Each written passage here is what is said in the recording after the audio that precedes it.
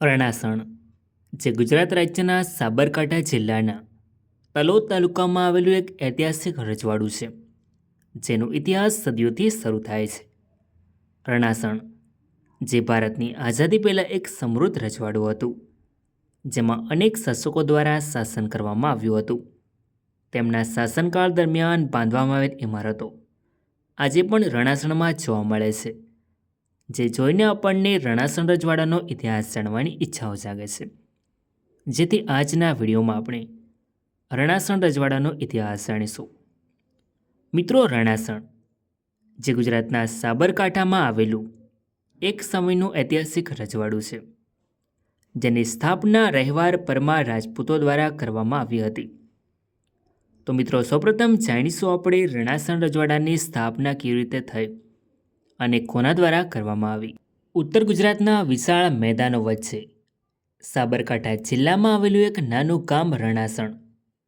નામ નાનું, પણ તેનો ઇતિહાસ એટલો ઊંડો અને ગૌરવમય છે, જે આજે પણ ત્યાંના જૂના મહેલોના અવશેષો અને રહેવા રાજપૂતોની વાર્તા લોકોના મોઢે ફરે છે.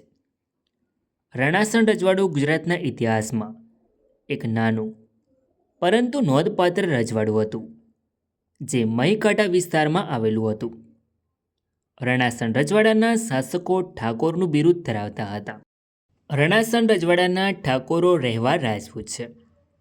આ રહેવાર રાજપૂતો ઇન્દ્રવંશી માનવામાં આવે છે અને તેમનું મૂળ માઉન્ટ આબુ પાસેના પ્રાચીન ચંદ્રાવતી રાજ્યના રાવ વંશમાંથી છે.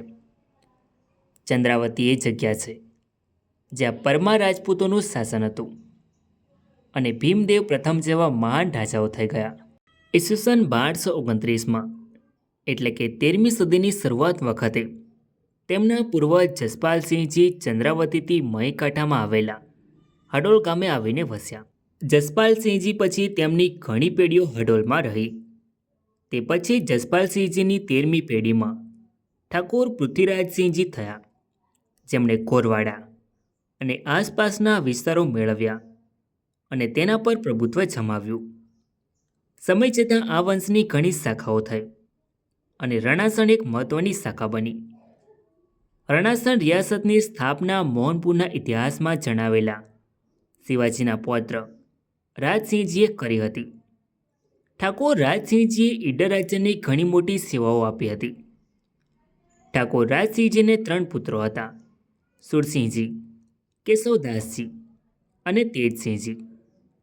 ઠાકોર રાજસિંહજીએ ઘણા વર્ષો સુધી રણાસણ રજવાડામાં શાસન કર્યું. ત્યારબાદ તેમનું અવસાન થાય છે. ત્યારબાદ તેમના અનુગામી તરીકે તેમના પુત્ર સુરસિંહજી ગાદી પર આવે છે. જ્યારે સુરસિંહજીના ભાઈ કેશવદાસજીને વડગામની જાગીર મળી. ઠાકોર સુરસિંહજી ખૂબ જ પરાક્રમી અને ન્યાયી શાસક હતા. તેમણે મોડાસા અને પ્રાંતિજના બળવાખોર ભીલોને પૂરેપૂરા કાબૂમાં રાખ્યા હતા. ઠાકોર સુરસિંહજીએ પડોશી ગામોમાંથી કેટલાક હક પણ વસૂલવાની વ્યવસ્થા કરી હતી. ઠાકોર સુરસિંહજીને 2 પુત્રો હતા: ગરીબસિંહજી અને ગુલાબસિંહજી, જેમાંથી ગરીબસિંહજી તેમના પિતાના વારસદાર બન્યા, જ્યારે ગુલાબસિંહજીને વડગામના ઠાકોર ઉમેશસિંહજી દ્વારા એડોપ્ટ કરવામાં આવ્યા. ઠાકોર સુરસિંહજીએ ઘણા વર્ષો સુધી રણાસણ રજવાડામાં શાસન કર્યું. ત્યારબાદ તેમનું અવસાન થાય છે, જેથી તેમના અનુગામી તરીકે તેમના પુત્ર ઠાકોર ગરીબસિંહજી આવે છે. ઠાકોર ગરીબસિંહજી પછી તેમના અનુગામી તરીકે તેમના પુત્ર અદયસિંહજી રણાસણ રજવાડાની ગાદી પર આવે છે. ઠાકોર અદયસિંહજી પછી ઠાકોર ભરતસિંહજી રણાસણ રજવાડાની ગાદી પર આવે છે. તેમના શાસન દરમિયાન ઈડરને દર વર્ષે ખીચડી ટ્રિબ્યુટ આપવાનું શરૂ થયું. ઠાકોર ભરતસિંહજીએ વર્ષ 1768 સુધી શાસન કર્યું. ત્યારબાદ તેમનું અવસાન થાય છે, જેથી તેમના અનુગામી તરીકે તેમના પુત્ર ખુમાનસિંહજી ગાદી પર આવે છે. ઠાકોર ખુમાનસિંહજીએ વર્ષ 1768થી 1802 સુધી શાસન કર્યું.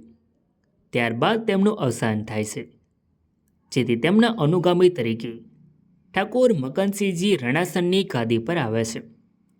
ઠાકોર મકનસિંહજીના શાસનકાળ દરમિયાન અંગ્રેજોએ પરોક્ષ રીતે તેમની સત્તા હેઠળ રજવાડાને લાવ્યા અને કરાર થયો. ત્યારે ઈસવીસન 1812માં રણાસણ રજવાડાને અંગ્રેજોનો આશ્રય મળ્યો.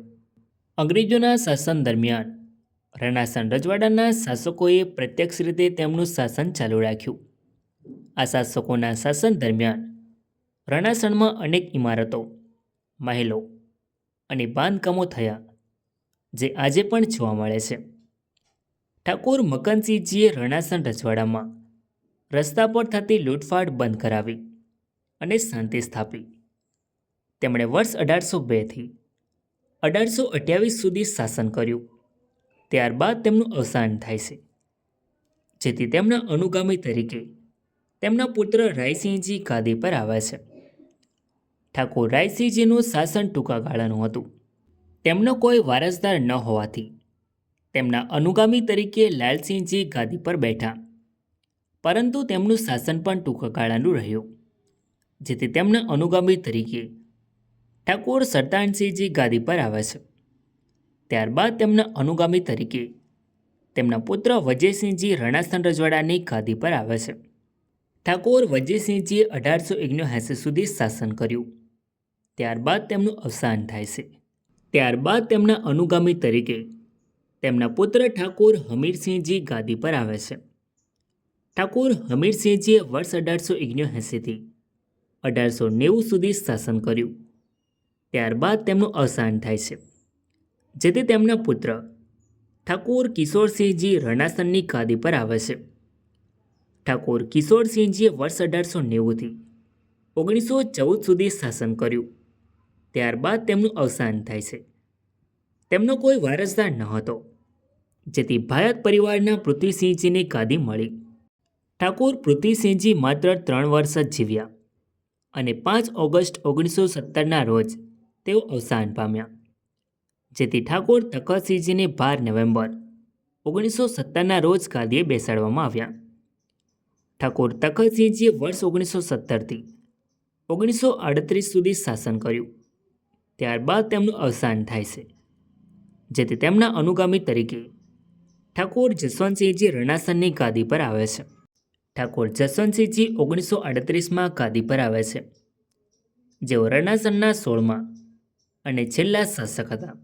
રણાસણ રજવાડાના ઠાકોરોને કોઈ સલામીનો દરજ્જો ન હતો, પરંતુ બોમ્બે સરકાર દ્વારા ચોથા દરજ્જાના તાલુકદારો સાથે સામૂહિક રીતે મળતી હતી. રણાસણની ચારે તરફ મોહનપુર છે, જે રણાસણની ઉત્તર, પૂર્વ, પશ્ચિમ ત્રણેય બાજુએ અને દક્ષિણમાં પ્રાંતિજથી ઘેરાયેલી સીમાઓ હતી. રણાસણ રજવાડું કુલ 30 ચોરસ માઇલ વિસ્તાર ધરાવતું હતું, જેમાં 21 ગામોનો સમાવેશ થતો હતો અને 1901ની વસ્તી ગણતરી મુજબ 3834 વસ્તી હતી. વસ્તીમાં મોટાભાગે ભીલ, કોળી અને રાજપૂત સિવાય અન્ય ઘણા હતા. રણાસણમાં 2 નદીઓ વહે છે, મેસવા અને ખંજા. બંને નદીઓ રણાસણ ગામ પાસે સંગમનાથ મહાદેવના અત્યંત સુંદર અને પ્રાચીન મંદિર આગળ મળે છે. આ સ્થળ ખૂબ જ પવિત્ર અને દર્શનીય છે. દર વર્ષે અહીં મોટો મેળો ભરાય છે. આ નદીઓના પાણીથી રણાસણના સમગ્ર વિસ્તારમાં સિંચાઈ થતી હતી. જમીન સપાટ અને ખેતી સારી થતી હતી, જેમાં મુખ્ય પાકોમાં બાજરી, જુવાર, ઘઉં, મકાઈ અને કઠોળ. રણાસણ રજવાડાની રાજધાની રણાસણ ગામ હતું, જ્યાં રણાસણના ઠાકોરોનો દરબાર અને મહેલ હતો, જેના અવશેષો આજે પણ રણાસણમાં જોવા મળે છે. રણાસણના બાળકોને શિક્ષણ માટે એક જ ગુજરાતી શાળા હતી, જ્યારે ટપાલ હરસોલ પોસ્ટ ઓફિસથી આવતી હતી. રણાસણ રજવાડાની પોલીસ ફોજ નાની પણ સશક્ત હતી, જેમાં 1 ઘોડેસવાર અને 7 પાયદળ હતા, જેનો વાર્ષિક ખર્ચ ₹780 થતા. રણાસણ રજવાડાના ઠાકોરો પોતાની સ્થાનિક ફોજ પણ જાળવતા હતા. રણાસણ રજવાડાના બધા ગામોમાં વિગોટી પદ્ધતિ ચાલતી હતી, એટલે કે જમીનની ખેતીની ખાસ વહેંચણી અને ભાગીદારીની પદ્ધતિ. રણાસણ રજવાડાની કુલ આવક ₹16,000 હતી. જમીન મહેસૂલ ₹10,000 અને આપવાના હકોમાં બરોડા રાજ્યને ₹350 ઈડર રાજ્યને 734 અને બ્રિટિશ સરકારને ₹3ની સલામી. મિત્રો, આ છે રણાસણ રજવાડાનો ધ્વજ, જે તમે સ્ક્રીન પર જોઈ શકો છો.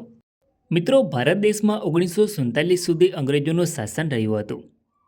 ત્યારબાદ 1947માં ભારત દેશ અંગ્રેજોના શાસનમાંથી આઝાદ થયો. ત્યારે ભારતનું વિભાજન થયું. ત્યારે રણાસણ રજવાડાને ભારત સંઘમાં સામેલ કરવામાં આવ્યું, જે આજે ગુજરાત રાજ્યના સાબરકાંઠા જિલ્લાના તલોદ તાલુકામાં આવેલું રણાસણ ગામ છે.